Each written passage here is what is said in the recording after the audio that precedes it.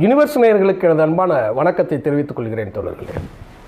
எம்ஜிஆராகவே இருந்தாலும் புரட்சித் தலைவர் எம்ஜிஆர் அவர்கள் தனிப்பட்ட முறையில் கட்சியே ஆரம்பித்திருந்தாலும் எம்ஜிஆர் அவர்களையே தேர்தலில் நிறுத்த விடாமல் நடந்த சம்பவத்தை தான் இந்த காணொளியில் நான் பேசப் போகிறேன்.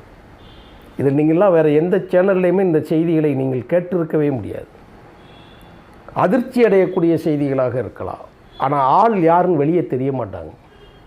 அதிகாரிகள் மட்டமா, இல்லை இந்தியன் கான்சுலேட்டில் இருக்கக்கூடிய, இல்லைன்னா இந்தியன் கான்ஸ்டிடியூஷனில் இருக்கக்கூடிய அந்த சரத்துகள் காரணமாக அதுக்கு பின்னணியில் யார் ஒளிஞ்சிருப்பாங்கிறத நீங்கள் நினச்சி பார்க்க முடியாது. இது எம்ஜிஆர் அவர்களுக்கும் நடந்தது. ஏண்டா எம்ஜிஆர் ஆரம்பித்த கட்சியில் எம்ஜிஆரை வேட்பாளராக போட்டியிட முடியாதா? அப்படி ஒரு திட்டம் போட்டு வேட்பாளர் பட்டியலை நீங்கள் சரி செய்த வரலாறு உங்களுக்கு தெரியுமா? அதை செஞ்சது யார் தெரியுமா? திமுகவோ கலைஞரோ கிடையாது, காங்கிரஸோ காமராஜரோ கிடையாது, ஜனதாதளமோ மற்ற கட்சிகளோ எதுவுமே கிடையாது, கம்யூனிஸ்டுகள் கிடையாது, அதிமுகவில் இருந்தவரே செஞ்சாங்க.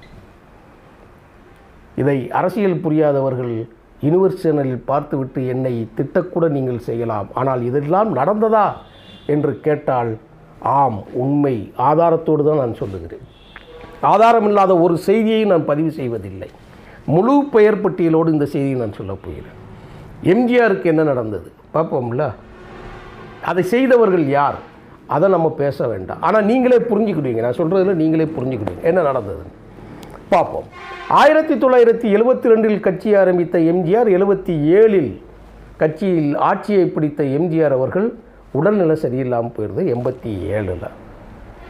இப்போ அவர் தேர்தலுக்கு நிற்கக்கூடிய காலகட்டங்கள் வருது. திமுக ஆட்சி அதிகாரத்தை இழந்து கலைஞர் கருணாநிதி முதலமைச்சர் பதவியிலிருந்து இறக்கப்பட்டு, காமராஜர் அவர்கள் காங்கிரஸில் இருந்து ஆட்சியை இழந்து, இந்திரா காந்தி அவர்கள் இந்திரா காங்கிரஸ் கட்சி தமிழ்நாட்டில் ஆட்சி கட்டில் நுழைய முடியாத ஒரு சூழலை உருவாக்கிய எம்ஜிஆரை அழித்து தீர்வது. எந்த வகையில் அழித்து என்றால் அரசியலை சொல்கிறேன், நீங்கள் தவறாக புரிஞ்சுக்கிடக்கூடாது. இந்த மாதிரி கட்சியில் ஆட்சியில் வரவிடாமல் செஞ்சிடுறதுக்கு பல திட்டங்கள் நடந்ததுலேருந்து அதில் ஒரு சரத்து எடுக்கிறாங்க. என்ன சரத்துன்னு கேட்டிங்கன்னா, எம்ஜிஆரால் பேச முடியாது, அவர் ஒரு ஊமை, கேட்கும் திறன் இல்லாத ஆள், அதனால் அவருக்கு இந்திய அரசியல் சட்டத்தின் பிரிவின்படி வேட்பாளராக நிற்பதற்கு தகுதியற்றவர் அப்படிங்கிற ஒரு பட்டியலை தயாரிக்கிறார். இப்படி இந்த சரத்து தமிழ்நாட்டுக்குள்ளே இருக்கக்கூடிய இந்திய தேர்தல் ஆணையம் இதை சொல்லியிருக்கு. அப்படிங்கிறது சொல்கிறது யார் தெரியுமா? எம்ஜிஆரோட உதவியாளர்கிட்ட. வேட்பாளர் பட்டியலை தேர்ந்தெடுக்கக்கூடியது யார் தெரியுமா? உள்ளதை உள்ளபடியே வாசிக்கிறேன், ஆவணத்துப்படி. இது அதிமுகவில் இருக்கக்கூடிய இன்றைக்கும் தலைமை பொறுப்பில் இருக்கக்கூடிய யாரும் இதை மறுக்க முடியாது. என்ன வாசிக்கிறேன் பார்.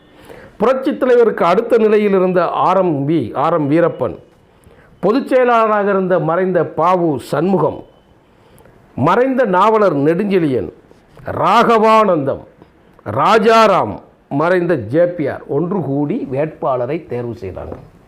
யார்? ஆரம்பி, நாவலர், ஜேபிஆர், ராகவானந்தம், நெடுஞ்செழியன், நாவலர் மீன்ஸ் நெடுஞ்செழியன், ராஜாராம், இவங்கெல்லாம் தேர்ந்தெடுக்க. இவங்கெல்லாம் சீனியர். ராஜாராம்ங்கிற குடும்பம் அவங்க குடும்பம் பெரிய குடும்பம். திராவிட இயக்கத்துக்கு மற்றவங்க மாதிரியோ நாவலரும் ராஜாராம் குடும்பம் அப்படி கிடையாது. தந்தை பெரியாருக்கு துணையாக இருந்த குடும்பம், பேரறிஞர் அண்ணாவை உருவாக்கிய குடும்பங்கள்லாம் அது ஒன்று. அதனால் அவர் இதில் அப்பழுக்கற்று இருக்கக்கூடிய ஆள். அவர் தான் அந்நியான சபாநாயகராக இருக்கிறார்.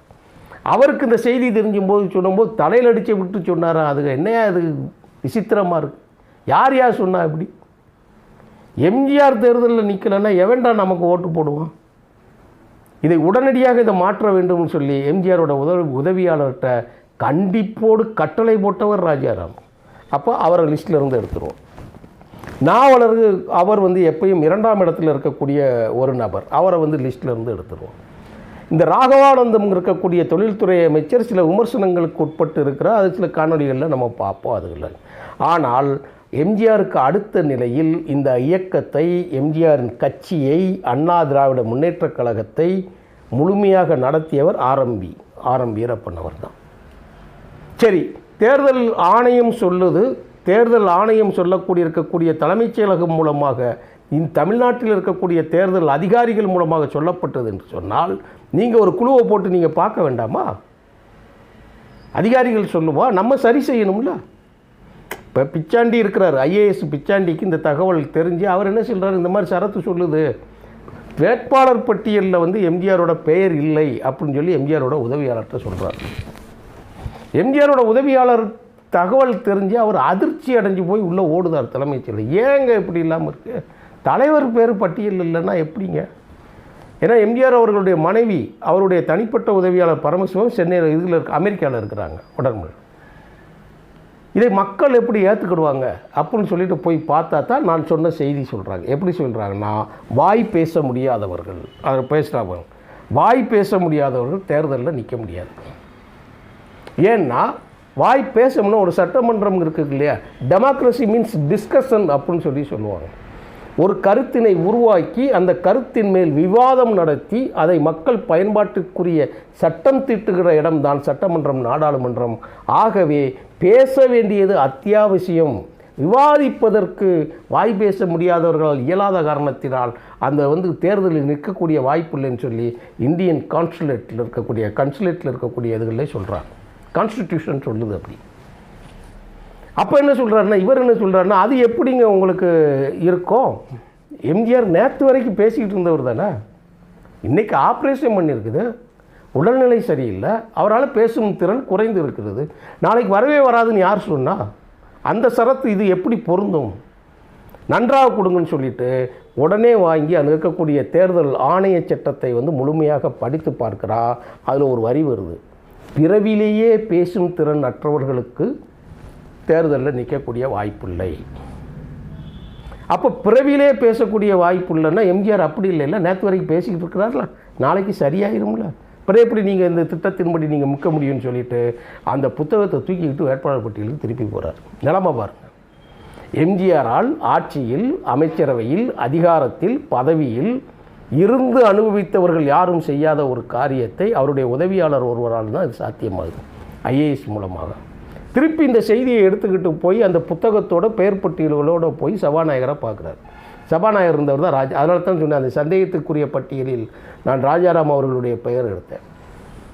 அப்போ யாரை போய் எங்கே நிற்க வைக்கிறேன்னு கேட்கும்போது அவர் தலையில் அடித்து சொல்கிறாரு, நான் எம்ஜிஆர் நிற்காட்ட எவையா ஓட்டு போடுவான் அப்படின்னு சொல்லிட்டு நிற்கும்போது பார்த்தீங்கன்னா 234 பெயர் பட்டியல்களும் நிரப்பப்பட்டு இருக்கிறது. ஆனால் எம்ஜிஆர் தேர்தலில் நிற்க வேண்டும் இருக்கக்கூடிய தொகுதி இருக்கு இல்லையா, அந்த தொகுதி தென் மாவட்டத்தில் இருக்கக்கூடிய மதுரை மாவட்டத்திற்கு உட்பட்ட ஆண்டிப்பட்டி, உசிலம்பட்டி தொகுதிகளில் ஏதாவது ஒன்று, அருப்புக்கோட்டையில். அப்போது எம்ஜிஆர் நிறுத்துவதற்கு உறுதி செய்யப்பட்ட தொகுதி என்னன்னு கேட்டிங்கன்னா ஆண்டிப்பட்டி. அந்த ஆண்டிப்பட்டி தொகுதியில் வேட்பாளரை யாரை போட்டு ஃபில்லப் பண்ணியிருக்காங்கன்னா, எம்ஜிஆர் உடன் இருந்து நடித்து திராவிட முன்னேற்றக் கழகத்தில் பேரறிஞர் அண்ணாவை தலையில் மேல் வைத்து தூக்கி செமந்து கொண்டாடிய நடிகர் எஸ்எஸ்ஆர். உலக அளவில் ஒரு நடிகர் முதல் முறையாக சட்டமன்றத்திற்கும் நாடாளுமன்றத்திற்கும் சென்ற நடிகர் எஸ்எஸ்ஆர், எம்ஜிஆர் அவர்கள் அல்ல, எஸ்எஸ்ஆர் தான். அப்படிப்பட்ட எஸ்எஸ்ஆரை கொண்டு போய் ஆண்டிப்பட்டியில் கொண்டு போய் நிற்க வச்சுட்டாங்க, பெயர் பட்டியலில் அறிவிச்சிட்டாங்க. இப்போ என்ன செய்கிறது? இப்போ ஆண்டிப்பட்டியில் எஸ்எஸ்ஆர் பெயரை நீக்கணும்னா ஆளுக்கு தயங்குறாங்க அவர்கிட்ட சொல்கிறதுக்கு.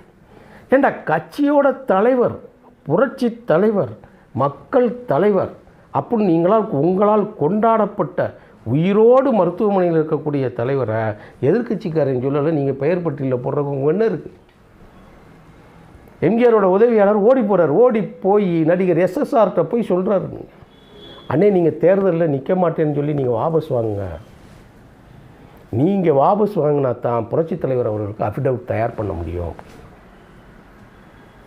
அண்ணாவை தூக்கி சுமந்தவர் அல்லவா, திமுகவை சுவாசிகமாக நேசித்தவர் அல்லவா, திமுகவிற்கு உயிருக்கு உயிராய் தன் முழு பலத்தையும் கொடுத்து வேலை செய்த எம்ஜிஆருக்கு அவர் விட்டு விடுவாரா? எஸ்எஸ்ஆர் அவர்கள் நான் போட்டியிடவில்லை தேர்தல்னு சொல்லி அவர் வாபஸ் வாங்கிட்டார். எஸ்எஸ்ஆருக்கு யாரும் வேறு தொகுதியே கொடுக்கல. இதை நீங்கள் புரிஞ்சுக்கணும், அரசியலில் ரொம்ப ரொம்ப புரிஞ்சுக்கணும். அப்போ எஸ்எஸ்ஆர் விட்டு கொடுத்த தொகுதியில் கொண்டு போய் எம்ஜிஆர் தேர்தல் வேட்பாளராக அறிவிக்கணும். அப்போ என்ன செய்யணும்? கைரேகை போடணும், கையெழுத்து போடணும்ல. அப்போ இங்கேருந்து உடனடியாக ஒரு ஆளை அனுப்புகிறாங்க. யார் அனுப்புகிறாங்க? அங்கே இருக்கக்கூடிய ஐஏஎஸ் பிஆர் சம்பத் என்பவரை அமெரிக்காவுக்கு அனுப்புகிறாங்க தேர்தல் படிவத்தில் கையெழுத்து போடுறதுக்கு எம்ஜிஆர். அப்போது எம்ஜிஆர் தான் கையெழுத்து போட்டார், கைநாட்டு போட்டார், அதான் கைரேகை வைத்தாருங்கிறத உறுதிப்படுத்துறதுக்கு அமெரிக்காவில் இருக்கக்கூடிய இந்திய தூதரகத்தோட அதிகாரி சான்றிதழ் கொடுக்கணும். ஆமாம், எங்கள் முன்னால் தான் இவர் கையெழுத்து போட்டார், கொடுக்கணும் இல்லையா? வேறு யாரோ கையெழுத்து போட்டு வேறு எது நடந்துச்சு இல்லையா? ஜெயலலிதா அவர்கள் அப்போலோ மருத்துவமனையில் இருக்கும்போது திருப்பரங்குன்றம் தொகுதியில் சரவணன் வழக்கு போட்டதை இந்த நிலைமையில் யோசித்து பார்த்துக்கோங்க. வழக்கு போட்டு அது ஜெயலலிதா அவர்களின் கையெழுத்தும் இல்லை, கைரேகையும் இல்லைங்கிற உச்சபட்ச வழக்கு நடந்து எப்படியெல்லாம் போச்சுன்னு பார்த்தோம் இல்லையா? அதோடு நீங்கள் இதை கனெக்ட் பண்ணி பாருங்கள். அதே சரவணை இன்றைக்கி அதிமுகவில் தான் இருக்கார். திமுகவில் இருந்து வழக்கு போட்டவர், அவர் சீட்டு கொடுக்கல, அவர் வந்துட்டார். இப்போ மீண்டும் அவர் அதிமுகவில் தான் இருக்கார். அப்படி இந்திய தேர்தல் அதிகாரி இருக்கக்கூடிய கன்சுலேட் மூலமாக ஒப்புதல் கொடுத்த அந்த படிவத்தை கொண்டு வந்து ஆண்டிப்பட்டியில் இருக்கக்கூடிய தேர்தல் அதிகாரியிடம் அவர்கள் கொடுத்து தான் எம்ஜிஆர் அவர்களே வேட்பாளராக நிற்கக்கூடிய தகுதி பெறப்பட்டது. அதுக்கு யார் காரணமாக இருந்தால் எம்ஜிஆரோடு அமைச்சரவையில் இருந்தவர் அல்ல, எம்ஜிஆரோடு சட்டமன்ற உறுப்பினராக இருந்தவர் அல்ல, எம்ஜிஆரோடு நடித்தவர் அல்ல, எம்ஜிஆரோடு பதவிகளில் அனுபவித்தவர் அல்ல, கார் வாகனம் பவிசு எல்லாம் கொண்டாடியவர் அல்ல, எம்ஜிஆரோடு பழகிய எம்ஜிஆரோடு இருந்த ஒரு சாதாரண மனிதன். அவர் பெயர் மகாலிங்கம். இதுதான் முக்கியம். அவர் இன்றைக்கி நான் பேசிக்கொண்டிருக்கிற நேரத்தில் இன்றைக்கு அவர் மறைவாயிருக்கிறார். அவர் செய்தி அவர் அன்று இல்லை என்றால், அன்று அந்த தகவல் கொடுக்கவில்லை என்றால் தேர்தலில் நின்றுருக்காது. அப்போ இதுக்கு பின்னணி என்ன இருந்திருக்கும்? எதிர்க்கட்சி இருந்திருக்கலாம் நம்ம சொல்கிறோம். அதை நான் அடுத்த காணொலியில் நான் பேசுகிறேன், என்ன நடந்துச்சுங்கிறத நான் பேசுகிறேன். அடுத்த காணொலி நீங்கள் பார்க்கும்போது இதோட ஃபுல்ஃபில் உங்களுக்கு கிடைக்கும்.